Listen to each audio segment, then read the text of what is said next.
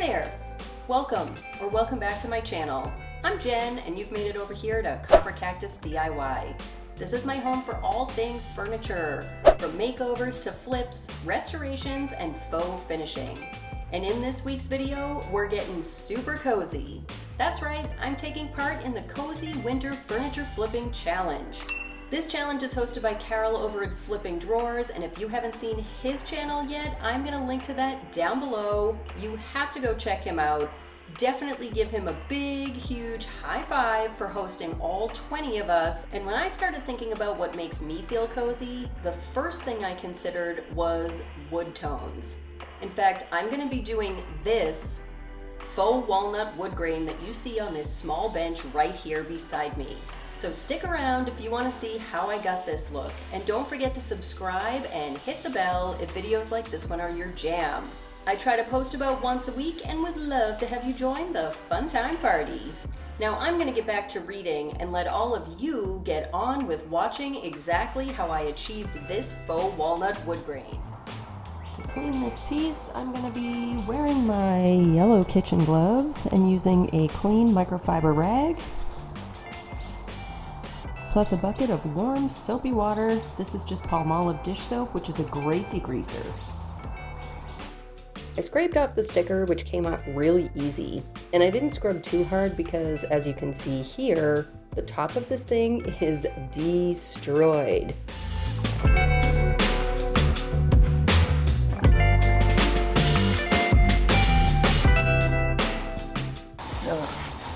This was someone's smoking bench for sure. It is all cigarette burns, no question about it.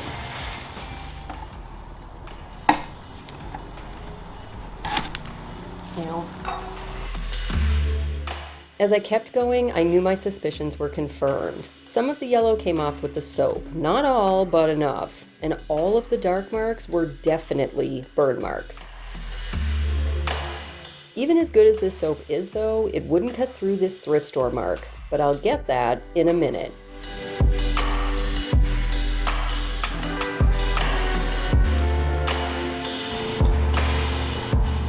Huh. What's that? I guess I'll have to look that up. I'll figure it out. There's still metal feet, so that's nice. This is a little... It's super Jankosaurus. Tap that back in. Okay, well, let's just get the cobwebs and whatnot off here. I finished up underneath and...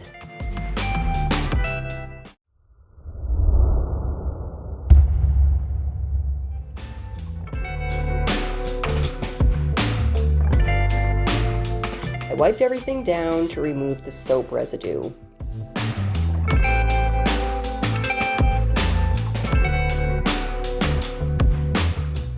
And again, I'm pretty sure this is from a former smoker because, yeah, one pass. That's just one pass with my clean unsoapy water. You can see it took off some soap, but way more nasty grossness, which I assume is tobacco. I'm gonna keep going, second, maybe a third pass, and I'll do all that off camera.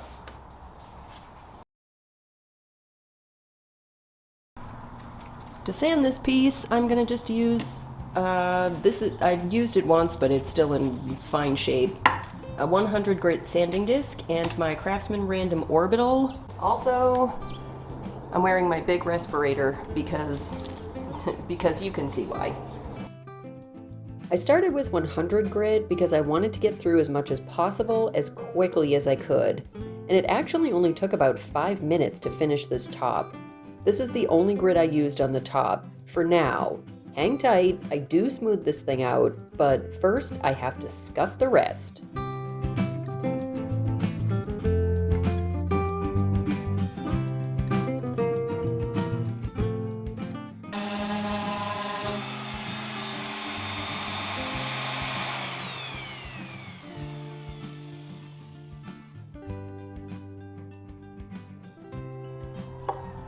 I'm going to detail sand this piece with my Black & Decker mouth sander. And this is used, but I think it'll be fine. I'm just going to scuff the outside. I don't need to take it back to the raw wood.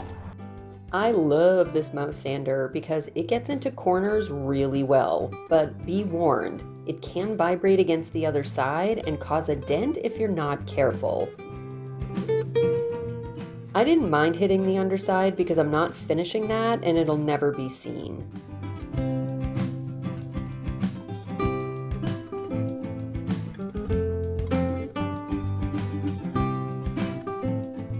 Then I used a 220 grit sheet and scuffed in all the grooves. And I'm not gonna lie, I kinda had flashbacks from the hours of hand sanding that I did a couple weeks ago.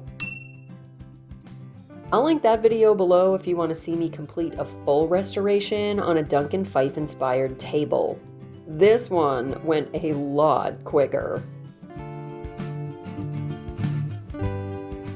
I vacuumed the entire piece to get rid of the mass amount of gross tobacco dust.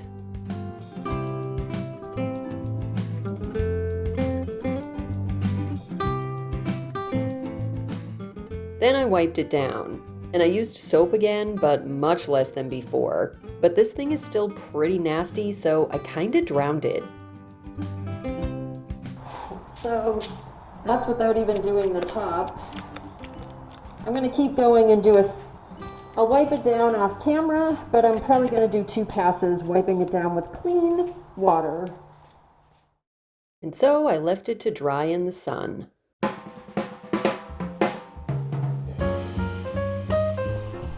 Because of all of the smoke damage and the fact that I think all of that down there that's yellow still is tobacco, I'm gonna hit this with at least 1 coat of shellac. It could end up 2.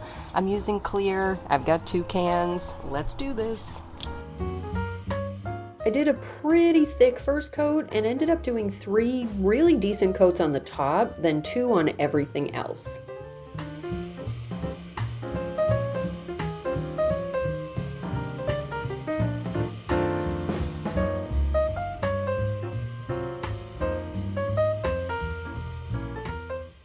At that point, I was ready to fix this loose leg. I'm using some Titebond 3. To fix it, I removed the screw that was holding in the top apron piece, and that made it way easier to open up this gap, but I don't want to take it apart entirely because it just doesn't need that much work. So I squeezed glue in and I clamped things together. Even though the legs are kind of curved, these Rockler clamps actually held it together pretty snug. Enough for my needs, anyway.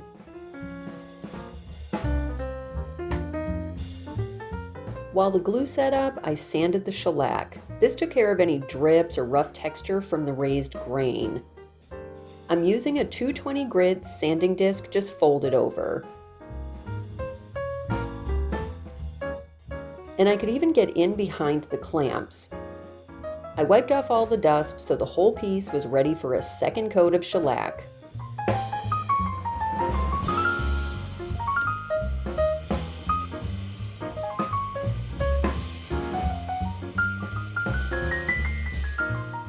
I did the other side off camera once the glue completely set up. Once the shellac cured, it was time to add my base coat. I'm using this Faux Effects set coat in the color Chamois. And I'm using a 1.5 inch angled putty to apply it.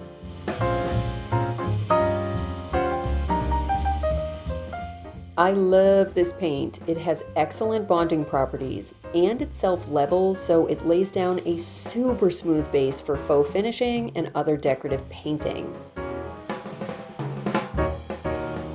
Be careful getting it on your hands though. I have to use a scrubbing sponge and really scour my skin to remove it.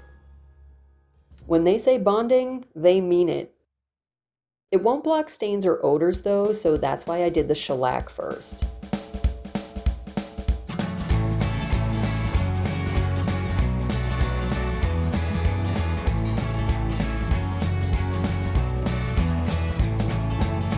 A cup of coffee in the morning and I get the paper. I check the headlines and decide that I am bored. I check my email and I decide to answer later. Another cup of coffee and I drag myself to work. My life is grounded in a firm routine of coffee, sleep, and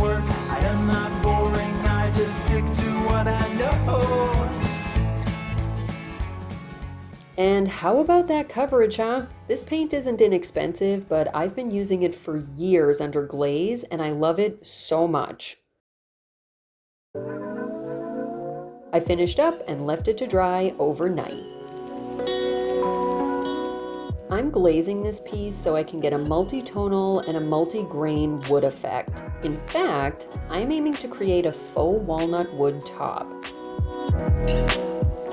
This piece of real walnut wood from KJP Select Hardwoods is my inspiration for creating this top. So I'm using blue, red, and brown universal tints and some Modern Masters Platinum glaze. I'm mixing small amounts for this table, so I won't show it all here, but if you'd be into seeing a full glaze mixing tutorial, let me know down in the comments.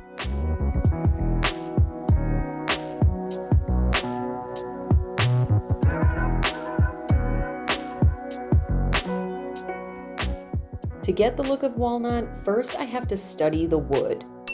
It has a bunch of different colors. There's some purple, oranges, tans, and even such a deep brown that it almost looks black. For the underglaze, I'm laying down a hint of darker graining lines, and I'll do that with each of the 3 glaze colors. But I use different brushes to get different texture in those lines. In order to better manipulate the accent colors, I first added a thin layer of the lightest tan shade across the whole top and the edges. This is at about a 5-to-1 mix of glaze to tint.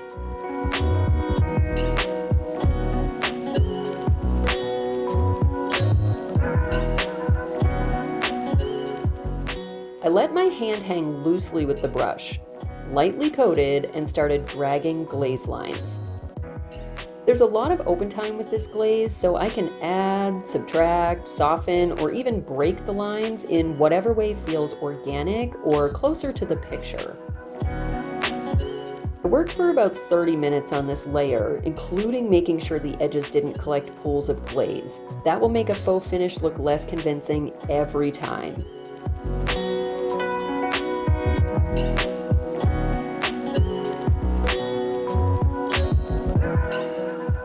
Once I was done with all that, I left it to dry overnight.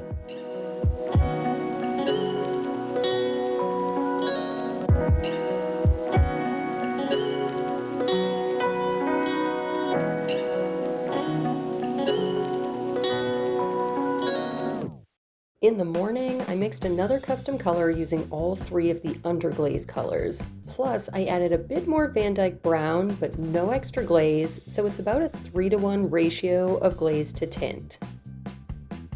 I used a large foam brush to apply, and yeah, I'm pouring this out on a bag to coat my brush.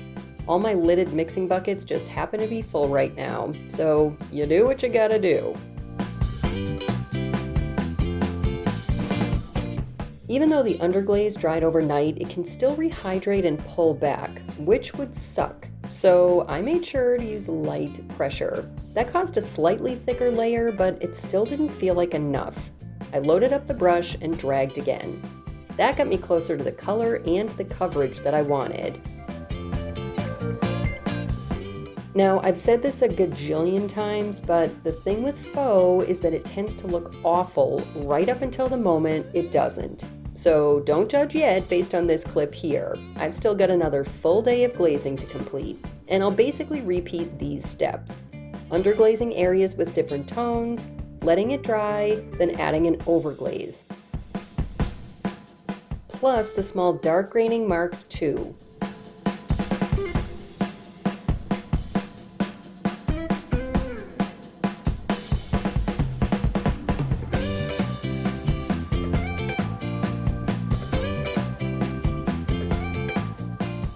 But other than finishing touches, this is a really repetitive process, so I won't force you to watch all of that.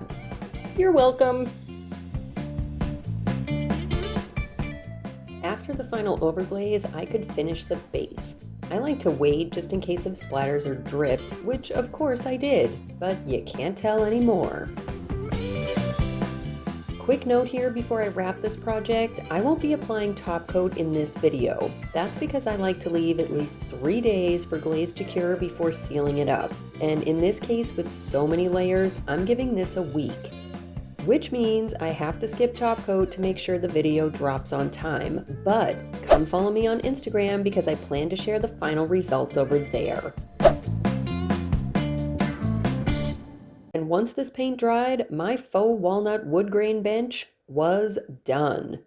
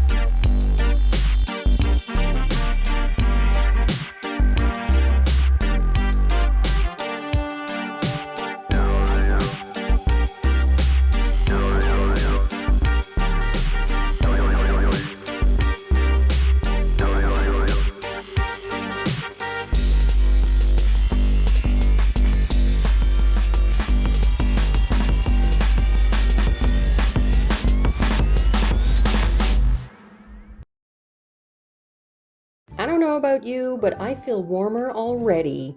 It was so much fun taking part in this cozy winter challenge. And check out the link to the playlist in the description or the comments below so you can see how warm and snuggly everyone else got with their pieces too. Don't forget to subscribe to my channel if you haven't already, and hit that bell so you'll be here for all of my projects. But that's all I've got for you today. Thanks so much for being here and watching. Later, peeps! What do I have to say still? No. Yeah, don't wear a turtleneck and a cable knit sweater in Phoenix, even in November. I'm Jen, and you've made it over here to That's gonna have to do because my leg is falling asleep. It's like the neighbors just know when I'm gonna film so they can do all the things. Maybe someday I'll get this thing on my face. Okay. Only happens when I film though. When I stop filming, I do everything great. Now you're done. Now you're done.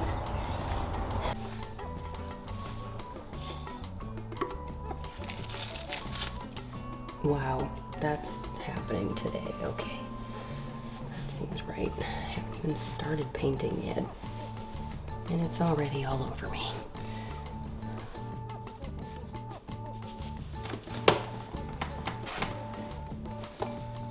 Top of your head is cut off. All of the top of my head is cut off? You're missing most of your Santa hat. Dang it.